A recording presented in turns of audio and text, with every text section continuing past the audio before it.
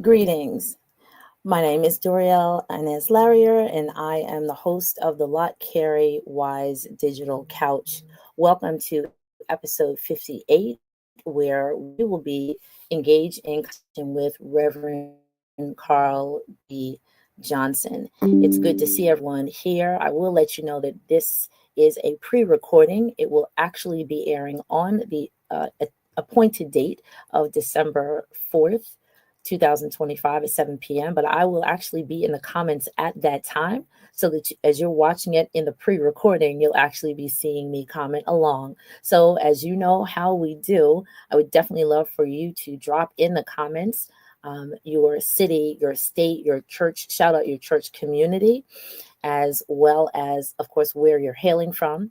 And so, without further ado, let me announce the people that we're going to be chatting with. So, of course, on behalf of our esteemed leadership of Lott Carey, and that being the Executive Secretary Treasurer, who is Emmett Dunn, our President, Jesse Williams, our first Vice President, Dr. James Victor, our second Vice President, Dr. Robert Scott. For the Women in Service Everywhere is our President, Dr.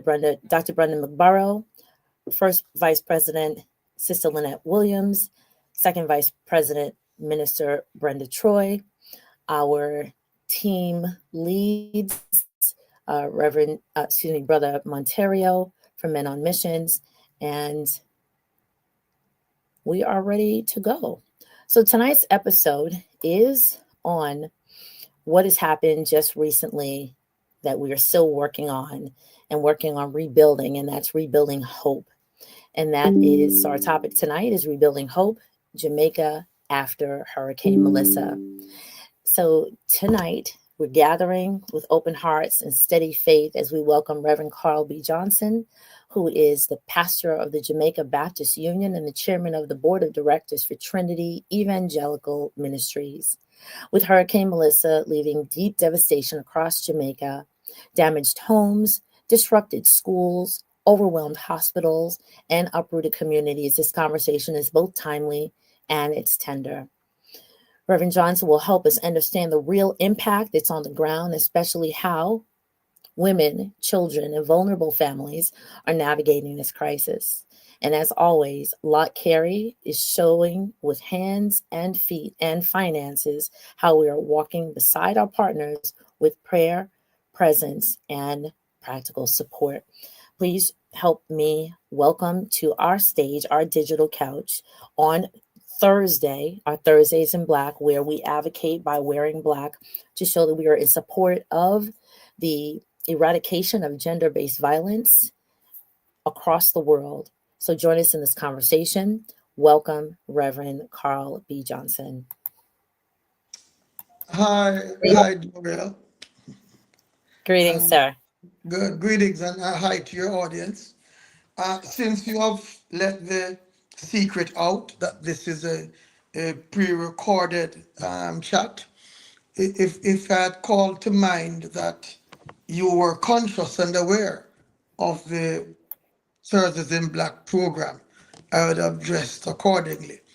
I was part of the thinking that gave rise to that many moons ago, and been Yeah. wearing black for ever since on a Thursday. So please, I apologize for the No, absence that's of my perfectly black fine. That's today. perfectly fine. Listen, we walk around in our black skin all day. That's good enough. I Yes, appreciate you. yes. All right, greetings. So, Reverend Johnson, if there's anything that I have not said about the titles that you carry, r- excuse me, right now, please add on because you have been in this work for many a moon, many a sun, many a season. So please let us know before we get into this current conversation, the trajectory of your involvement. Um, No, I mean that's fine. You know my name. I'm Karl Johnson. I I'm a Christian. I'm a Jamaican. I am a pastor.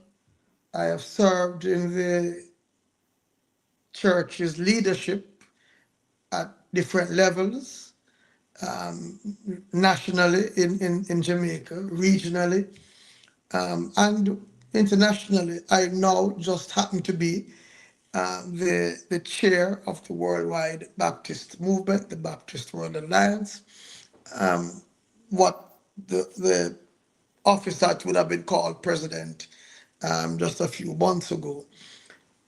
But I'm just a simple servant, just trying to be faithful. I no longer serve the Baptist Union in Jamaica as its general secretary, as its chief executive officer. I'm now back in the local congregation, which is where my heart is. So in essence, you're back on the front lines, literally and figuratively, and you are the hands and boots on the ground. Well, I'm sitting, crying, laughing with the people. I'm on the ground. I'm on the ground. Amen. Uh, Amen. Amen. Okay. So let's get into the conversations for this evening. So we are all aware and have been, I guess, gobsmacked, for no other word that I can come up with, of seeing, one of God's natural wonders, which can bring, if literally the wind blows right, it can bring a cool breeze and solace to someone who is warm and hot, but in this situation has gone further than we could have thought and has caused a lot of devastation. mhm. So, Reverend Johnson, Reverend Karl, let me know which is best. Um, please, Carl is please, okay. I'm fine. yes, sir. I'll put a handle on it though, because that's how I was raised.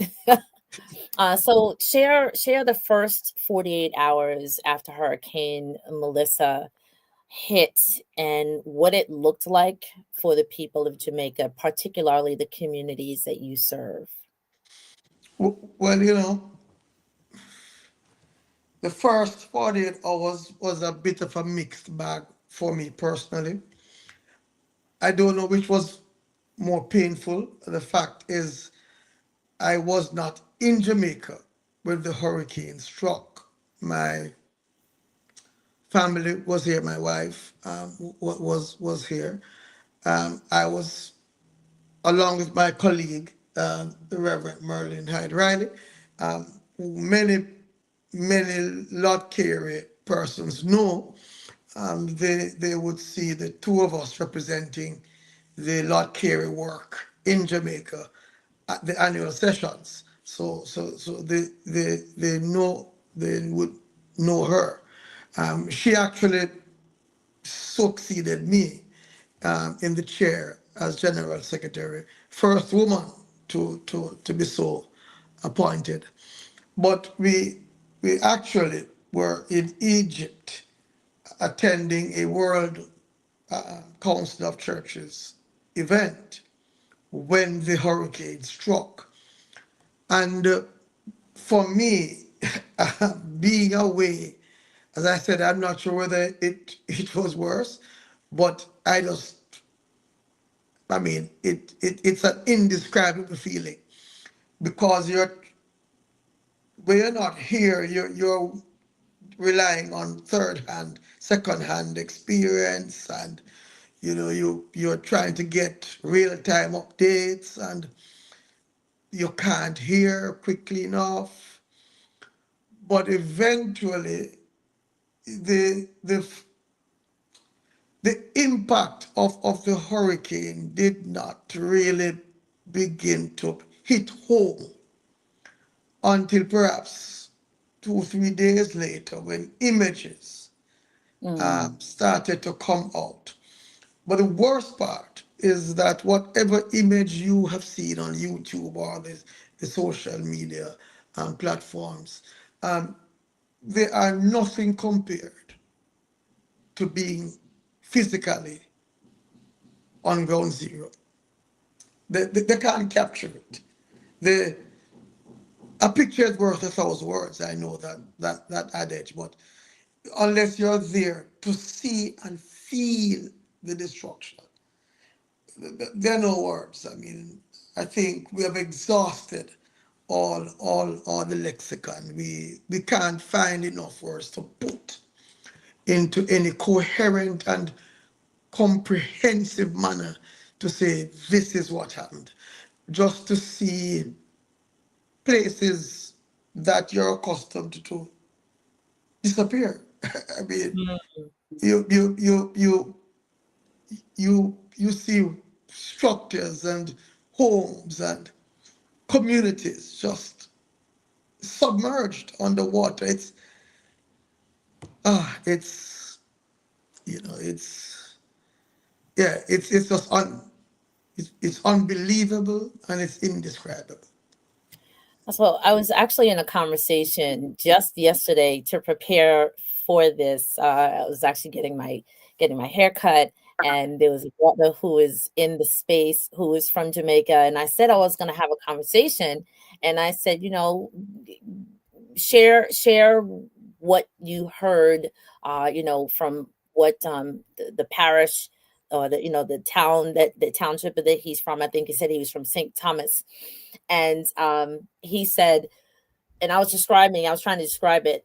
So as you said, there are no words that can explain what it is that people were literally, and then he stands up to continue to explain, but he starts stepping through the room, but he's trudging as if his body was actually walking in, let's say, knee deep of water and gunk and sludge, and the way his body was moving, my literal heart like just sort of Mm, tilted over, because I felt just a tinge of what he was trying to describe.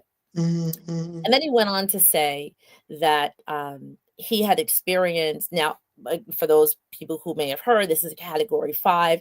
He had experienced, I think he said, a category 4 in 88. Yeah, Does no, that? yes. The point of reference for many Jamaicans, the last big one was in Mm. 88, but that was a category 3. Oh, 3. Okay. Category 3.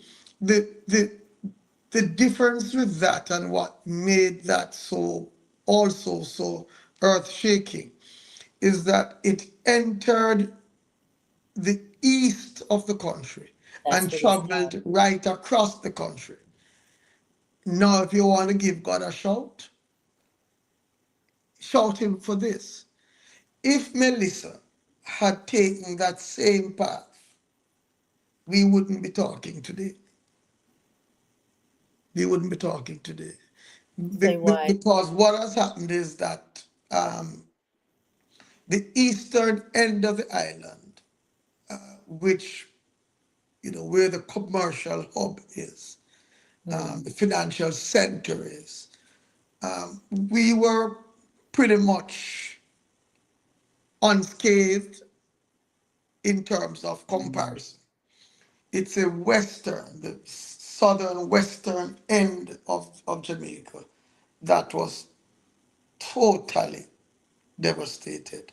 And can And you tell us I'm sorry, can you tell us the names of the communities that were hit? yes. So Yes. parish wise now. So you would talk about Manchester, then Mm. you would talk about St. Elizabeth, and then Westmoreland, and then Hanover, and then St. James and Trelawney. Other Wow. parishes were touched. Now there are 14 parishes pretty much. So what I have described and itemized is 50% or more of our parishes Mm. that got this that felt the brunt of it. And can you imagine where it entered Jamaica, which was nearer to the tourist side. So our tourism is under stress. Wow. Our agriculture is under stress. Therefore, things like food security, just being able to feed ourselves that has taken a massive blow. And we depend so much on tourism. Yes. And many of the properties are now closed or limping. Some have Hmm. even sent home workers, and that's part of the reality now. So the estimated damage is running somewhere in the region of 9 billion US, 9 billion US dollars.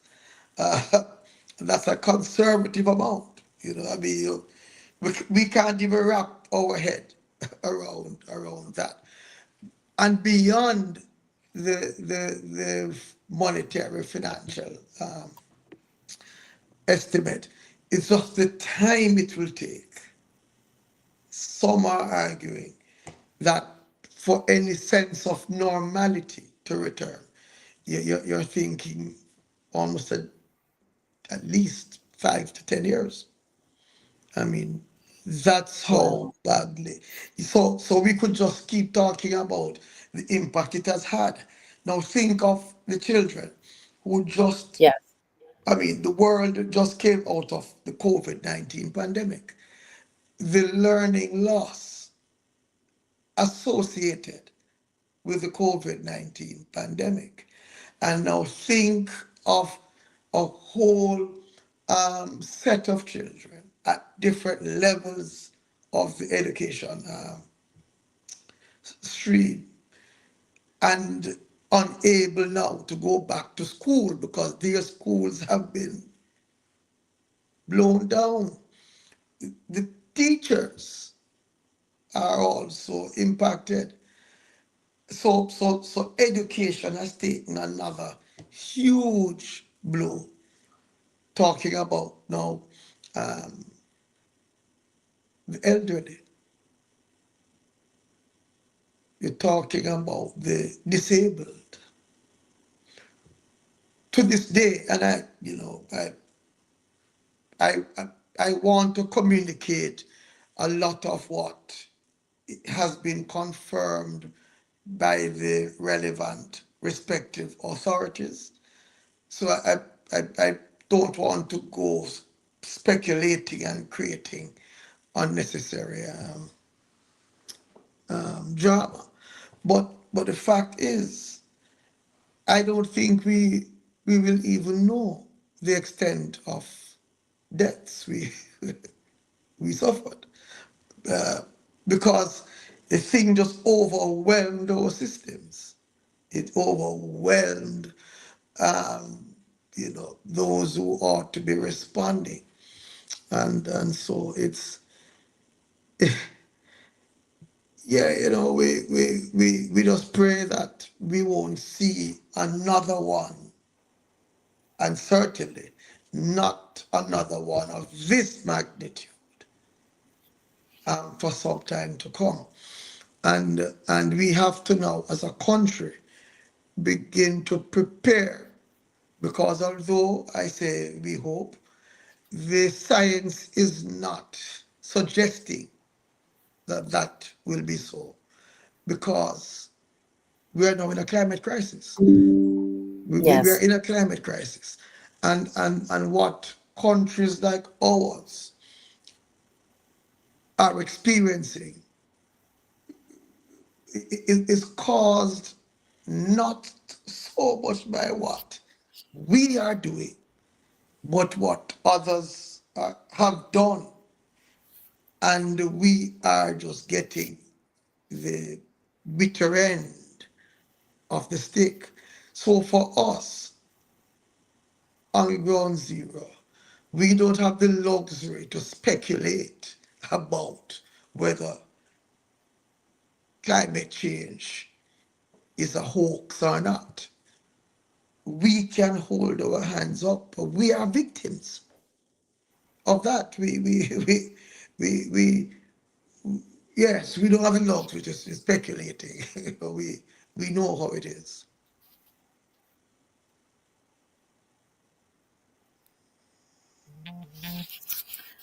Thank you. Thank you. Yes, there's what I'm recognizing about, let's say, natural disaster, that which I have been able to experience, and I'm trying to find the best way to say non-natural disaster, where like the pandemic, which in my mind is not natural. So like in essence, like an act of God in this situation. Natural disaster, the flood, hurricane, natural disaster. What I'm recognizing is that yes, the spillover or the actual feelings about it can sometimes emerge from someone or a family or a community weeks, months, even years, because you have to really be present for that moment.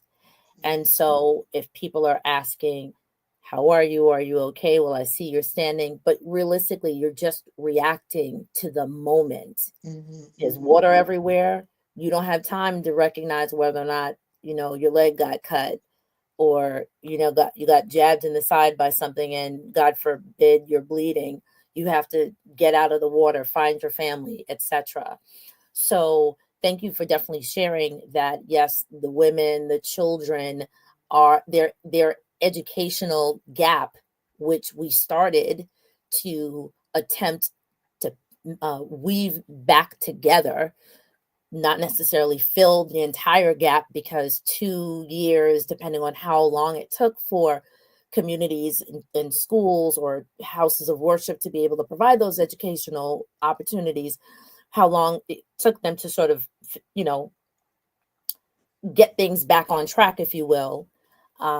Here, I'm in New York, and so we have some families who were experiencing from the islands to come here, and we're trying to work with them. And so yes, I'm sure that the domino effect, the avalanche, will have another layer of, let's do what we can to support. Let's see how we can fill in the gaps, and not just filling in the gaps, but also to be supportive as an educational community, socially and emotionally. To be thank you to Dr. Angelita Clifton, who did some great work 2 or 3 years ago about trauma informed care. How do we as churches, how do we as communities be aware and use psychologists and psychiatrists and therapists and mental health professionals, in addition to our spiritual leaders and advisors, to provide a good place for them to put their head on our shoulders, to open up our arms and to open up our pews and to open up our churches, to be those spaces of solace and those spaces of respite. So as people are working through the trauma after days and weeks and months and years, that they can say, I can't forget it, but let me see how I can place myself along the journey of recouping what I don't have, holding on to great memories of what I do remember, and trying to continue to move forward without forgetting what they went through, but to try to Yes, move yes, forward. yes, yes.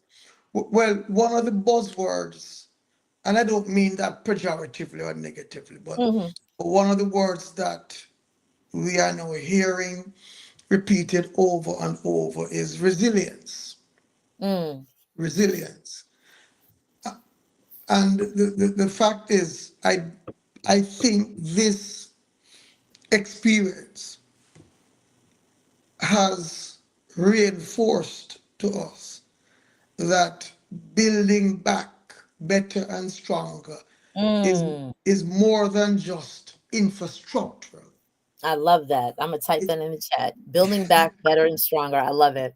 Yeah, it's more than just buildings and concrete and so forth. It has to address a lot of the psychosocial challenges, a lot of the emotional, the trauma that many face. Now, can you just cast your mind to a young child whose roof is gone, whose home is destroyed, but the rain still falls. And what happens when they hear and feel that water and see the clouds gather, the kind of trauma it creates. So we at the church I am at now, where I now have the honor and privilege of serving the Filippo Baptist Church. It's a historic church, over 200 years.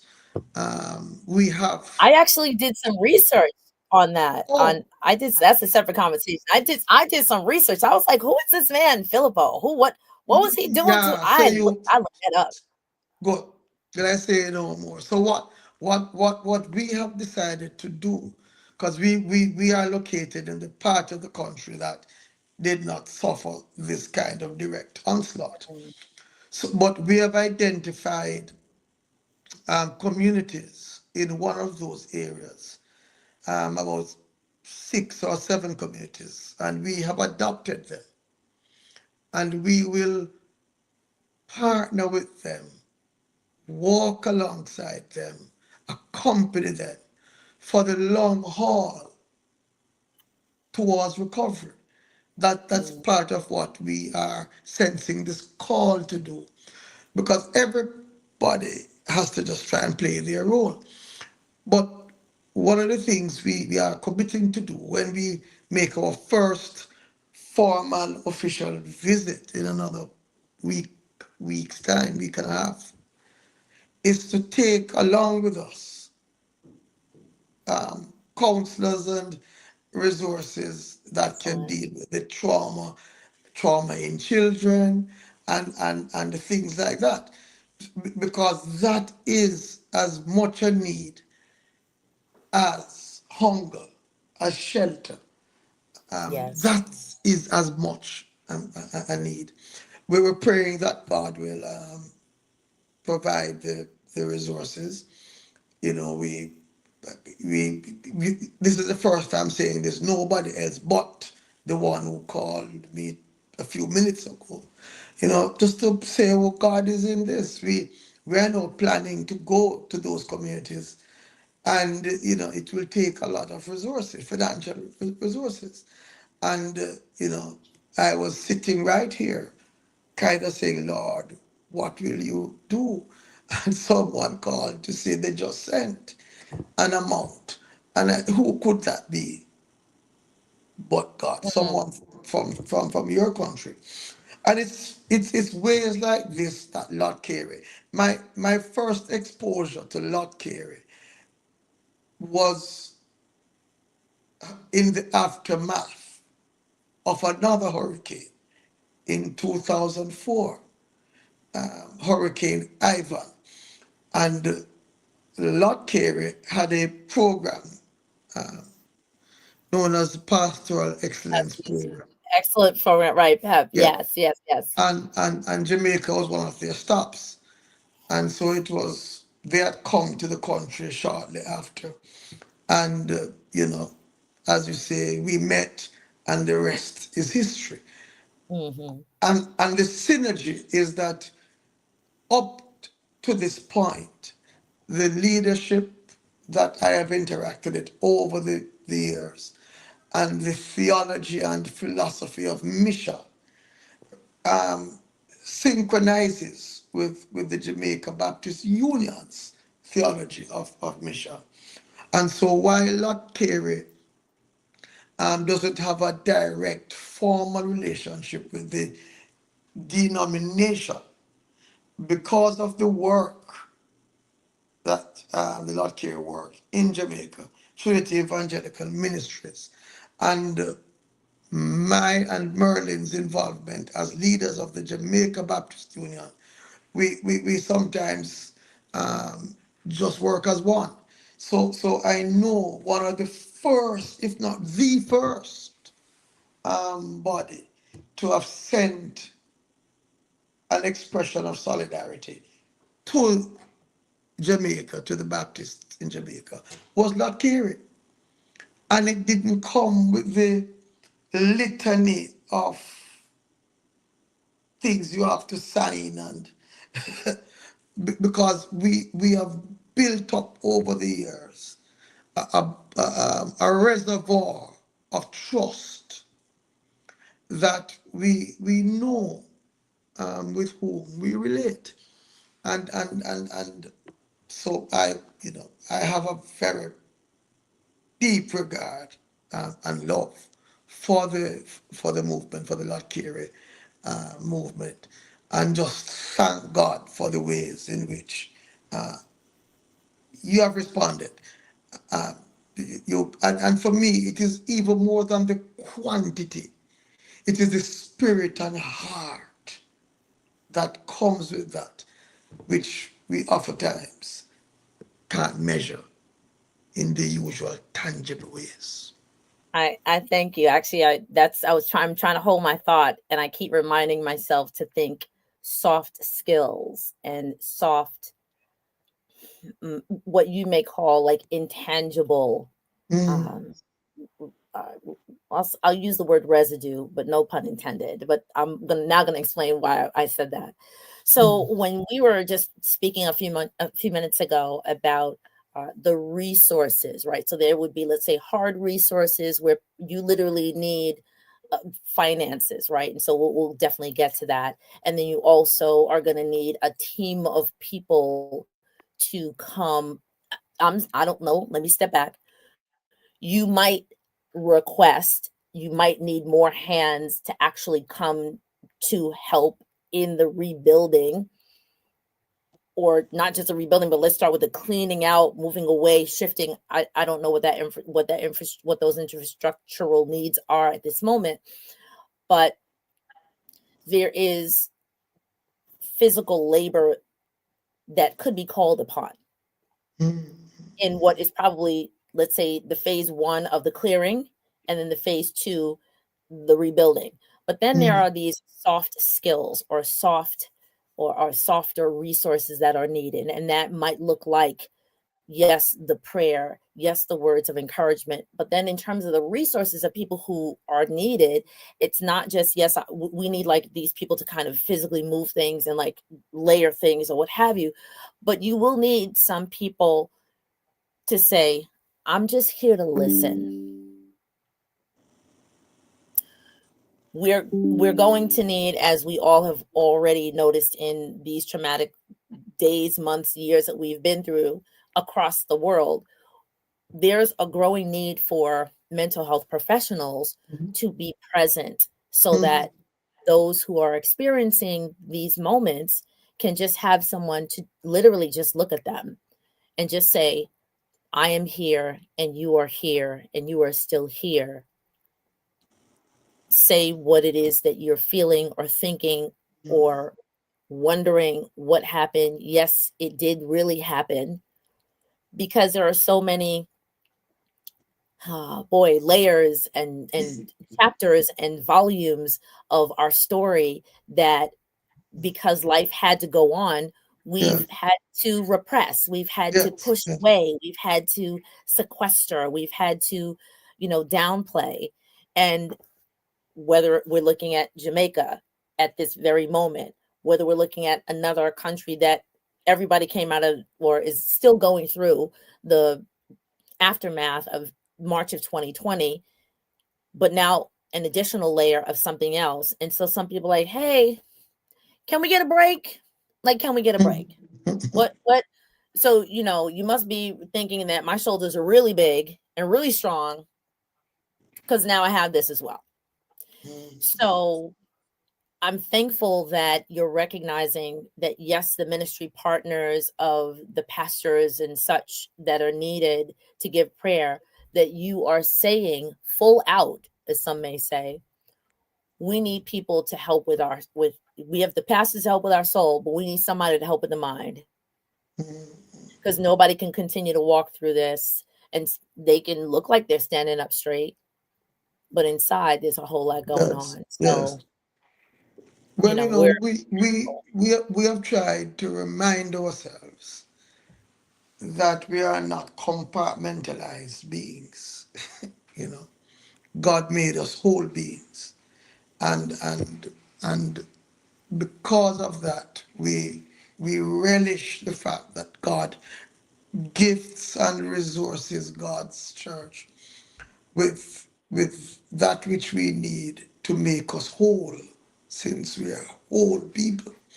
And you're right, we have realized that probably it took the church a little too long to to realize that, to downplay the strangeness of therapists and psychologists and the whole mental health piece. But I think we are getting there. For at this church again, the Filippo Church, we we we we we have rolled out a program for the past 2 years, which we do during the time when the world thinks of Mother's Day and Father's Day, well, parts of the world. And we bring the May, June months together, and we call them a family octave. And we have a program, a series that we run that's dubbed Things Families Don't Like to Talk About. And we try to bring to the fore, in palatable ways, uncomfortable stuff, So we have looked at mental health, because that's a big hush hush. And this year we looked at abuse, the different kinds of abuse. So we're getting better at that, I think. And that's why in tackling this recovery and talking about resilience, we have to deal with the whole person, the whole person. And one of the points that I think you mentioned, when I would kind of tag it with this important concept of the ministry of presence. The ministry of presence. Just being there. And that's important. That's what incarnation is about. Now, I'm not preaching, but that's what incarnation is about. This is what the Advent season leading into Christmas is reminding us, that God became flesh in Jesus Christ and dwelt among us. But I would go off on a tangent if you leave me. So That's okay. That's so you better okay. get The spirit rein is me moving. back The in. spirit is moving. The spirit is moving, and that's quite all right. So I would actually, not that this was literally part of this conversation, but when you get to this May June period, and for those of you who are just popping on, or when you see this on the replay, so you're saying that in Jamaica, or maybe as a part of your church or the Filippo Philip. Baptist Church. Okay, so that in the May June period, while let's say here in the United States, where May is like the time that we focus on motherhood, June And here fatherhood, too. you're And taking. here, Oh, okay, right. Actually, right. I don't know who in the world like celebrates certain things, because some things are yes, yes, yes, yes, stressful, yes, yes, yes. right? But that's very. I'm asking. Can you let us know the how we can, I don't know if you're streaming it or what have you, but how we can either pop in and see, participate, hear what's happening, because I think that's beautiful for other for not other for communities Yes, yes. Well, to. certainly, we'll stay in touch, and we're now on speed dial. You can hook me up. We're in the WhatsApp live. Yeah, yes, yes, yes, yes, yes. We have not But settled on the subject area for next year as yet, but certainly we will do. I I I have discouraged my folks from streaming via YouTube our our smaller midweek services, simply because, and I'm not. This is just me. I I I think one of the things COVID has done is taken away our space to just pour out. yes, So you're not pouring out and everybody is hearing from Australia to, you know. Zimbabwe. Yes, so that's what we still do. But we do it on Zoom, and we invite persons. So we'll be very happy to. Excellent. to have you on our couch. Okay, not a problem. Well, listen, Lott Carey always wants to put their to again come alongside to wrap our arms, Yes, whether it be yes, yes. in real life or in this virtual space that we have, so that we can show support. And I'm very, and this is me personally, but also in the Lott Carey community, that people are taking the personal needs of their own community and responding to those needs in the time and the space and with the resources that they have on topics that in some other spaces and some other places, people, let's say, may have like been there, done that, right? Yeah, And so we can't expect everybody to be on the same page and in the same chapter and in the same book at the same time. But when, like, when the student is ready, the teacher will come, right? When yes, people yes. are ready for bridging those very tough conversations, then the opportunity for discussion will or can occur in a place of space that people will have their ears ready to hear what the Spirit is saying. Right? Amen. Amen. It, okay, amen. So let's wrap this conversation up with we and this is where I love Lott Carey for what Lott Carey does. And that is, we will be in the room if you say come. We will stand in the room, and if you say that shovel needs to be picked up, we will do it. If you say, we need curtains made or whatever, when we can do it, we'll do it. We don't presume to have the answers for what you need, but we have at the ready people, if people can make it, resources as we can get available, with conversations of leadership, of course. And so I'm prefacing all of this to say, when you say that you need us to support in the ways that we can, we are there. Yes. As people are preparing, because a lot of people here, we're standing, first of all, just still amazed, like we can't even imagine what's happening. What could we do? What do you need? And that is an ever evolving question, because people just needed for the rate, the wind to stop a couple of weeks ago. And so we know that people are still assessing what is needed, and that list is going to grow. So yes, we have some folks that are like, hey, who's going down? Who's sending resources? Who's sending money? What have you? Of course, people are directed to go to their local churches, to families that they know who are there, to Lott Carey, to all of these organizations. But as you have more of an ear to that ground than we probably do, what should we or could we be getting ready to prepare to provide Jamaica with support? And of course, I'm going to keep it Lott Carey for this moment.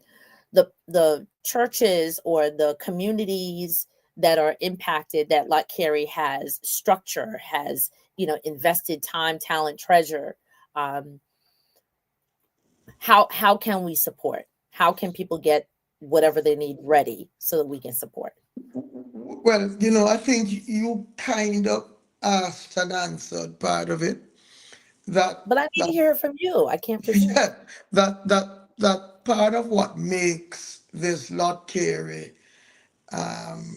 partnership so precious is, as I had hinted earlier, we share a kind of similar understanding of mission.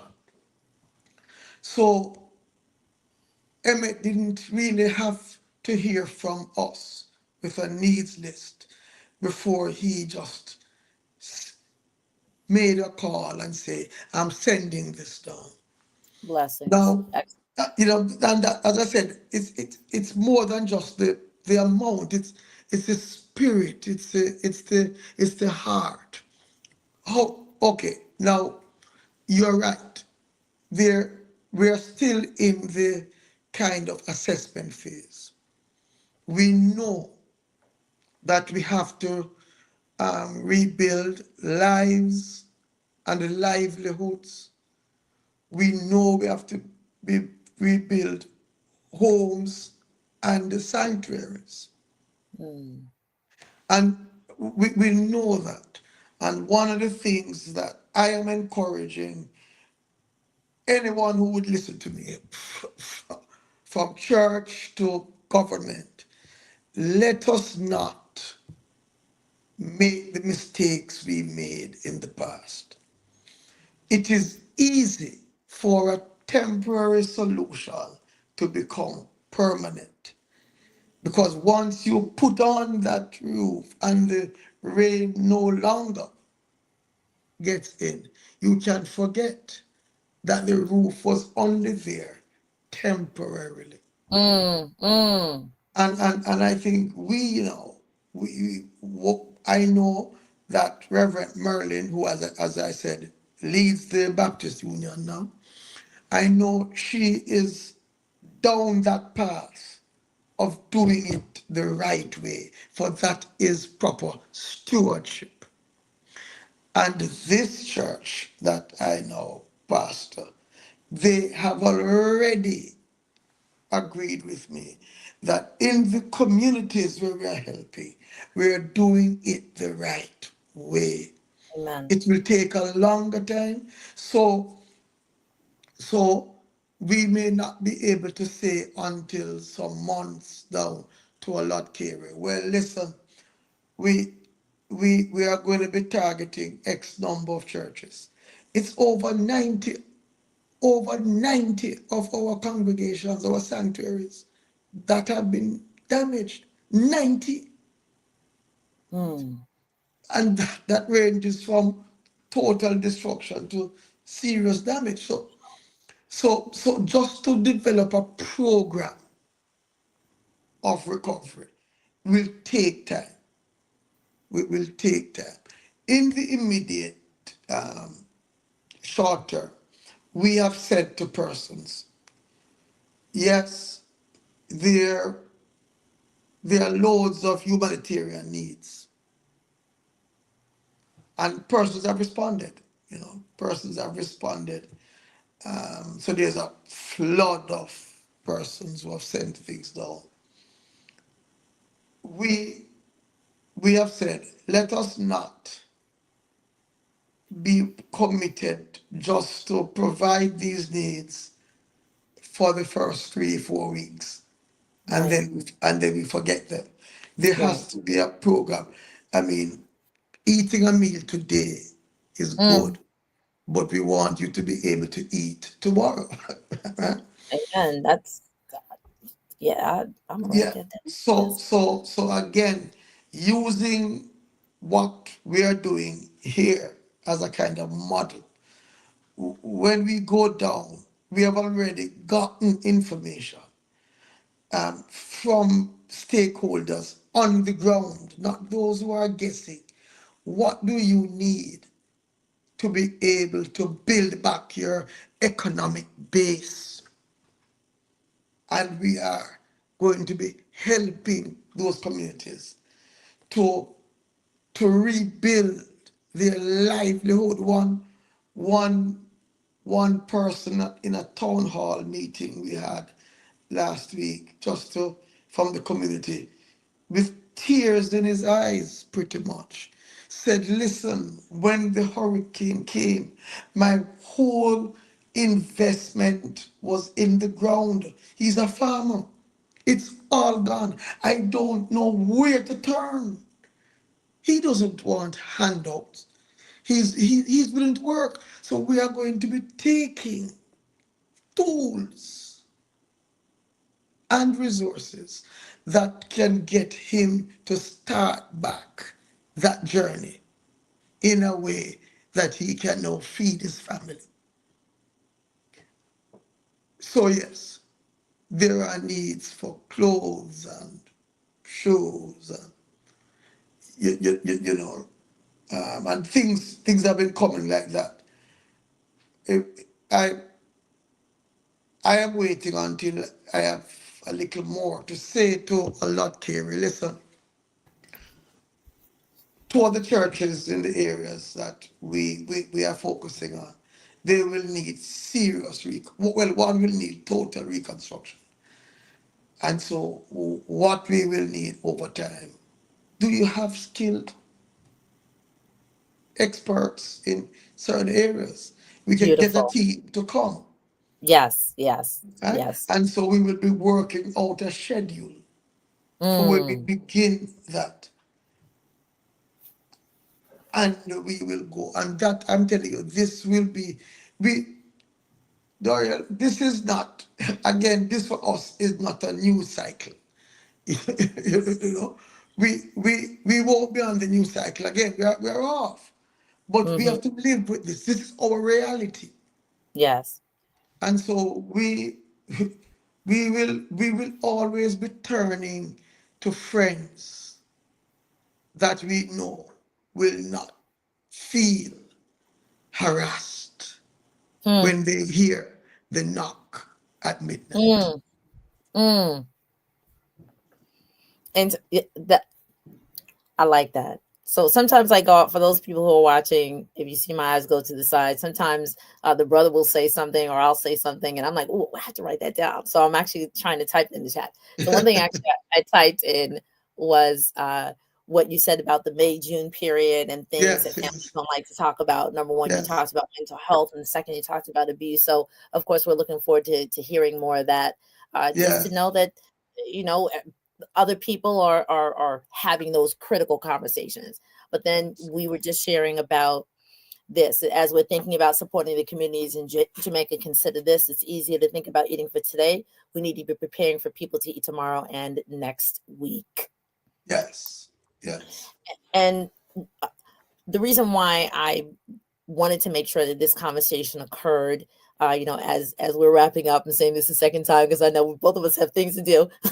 But we at Lott Carey, we at Wise in particular, celebrating 125 years of service to the global community as women in service everywhere. We I could not wrap up or walk out of 2025 without stopping, and I was begging. I said, please, it may not necessarily be a woman that I'm speaking to, which was supposed to be our theme for the year, but we need to make sure that we have eyes and ears on our sisters and brothers in Jamaica. And so, you know, thank you very much thank you, thank for you. for saying yes and making your schedule available in order for this to happen. So, as we're closing out our schedule for this year, and we'll start again in the new year, we may be turning this stream off, but Jamaica is still breathing. Yes, The people are still walking the roads. These children are working every day trying to figure out what we're going to get done today. I'm an educator. Educators, I know my sister and brother educators down there. They're probably saying, "Hey, whatever paper that hasn't been soaked, whatever pencil, pen, what we're gonna figure it out. We're gonna teach the children. Forget all this technology stuff. Let's go back to the old time way of rote memorization. How about that? All right. If our yes, schools have been decimated, this is what we're gonna figure out. Shout out to all, and I'm saying this in total love, but shout out to the people in the medical community and the health services community. We yeah, did see, of course, we only got snippets and dribs and drabs of, medical centers, wellness centers, birthing centers, clinics, hospitals that literally, they were there and now they're not. Roofs yes, caving in, water everywhere. It, it, we're speechless. We're speechless. And to those frontline workers in the health profession, in the education profession, and all those professions that service people on a daily basis for life, for mhm, health, for strength. We say a prayer. We yes, yes, pause in your resilience.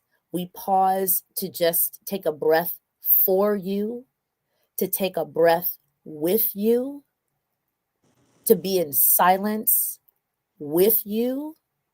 And if at this moment that's the only thing that I can do to, in my mind and in my soul, to try to connect, I wanted this moment to happen so that across the Lott Carey community, across the Lott Carey Women in Service Everywhere community, from the leadership, this is one iteration that I can be supportive in the moment. Because I can't call people down in Jamaica and be like, hey, I don't know who to call. But I know I can be still. Yes. I know I can send a prayer across these airwaves to let people know we're here, to let you know that we're here. Yes. And that as you continue to call, Lott Carey and Lott Carey Women in Service Everywhere, we will be here to respond. Blessings. That means more than you'll ever know. It's good to have people who have your back. And we have your side as well, because we come Yes. alongside. Yes. Yes. Blessings. Blessings. So we're looking forward to continuing this discussion and Yes. being as supportive as we can. So if there's any final word, we can wrap up. We That's good? it. That's it. That's thanks for the time. Sorry for taking up so much more of your time. But No, I was trying to be mindful of your time because you wear many hats. I wear many hats. yes, We yes, just yes, yes, yes, yes. but we needed to pause and make But sure it this was time well conversation spent. It was time well spent absolutely. for me. Absolutely. Blessing. I Bless appreciate you. you. Brother Karl, stay right where you are. Let me just wrap up with the community here. Okay, family. So we have, again, this is a pre-recording. I will send it to the official stream on the day in the comments, which will be December 4th. I'm trying to make sure I don't mix up my days. But on behalf of the leadership of Lott Carey, on behalf of the leadership, Dr. Brenda McBurrow and her team for Lott Carey Women in Service Everywhere, yes, we are celebrating our 125th years of service to not just the local and the national community, but the global mission community. 125 years ago, a couple of women got together at the national convention and said, well, we want to do something. We want to be supportive. Maybe we're not in that room.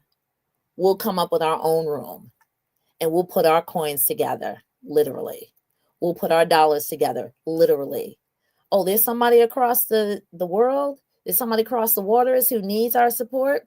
We may not be able to go, but we can send. And I want to tip my head. I want to put my hand, over my heart and say thank you to those original women who got together and thought it not robbery to take their time, their talent, and their treasure to be missionaries from where they could be. And that was where they were. So as we are wrapping up the 2025 year and this initial commencement of celebrating 125 years, it may be the end of the calendar year, but it's not the end of our celebration. So I want to say peace and blessings to all of you, to stay mission-minded, to remember that we in the Lott Carey community, we come alongside our partners, not just globally, but also right here across the street, the road, and the state lines. Peace and blessings to all of you, and we wish you well, and we look forward to seeing you in January. Please stay connected to lottcarey.org. This is also a giving season, so blessed holiday season to everybody. And we say good night.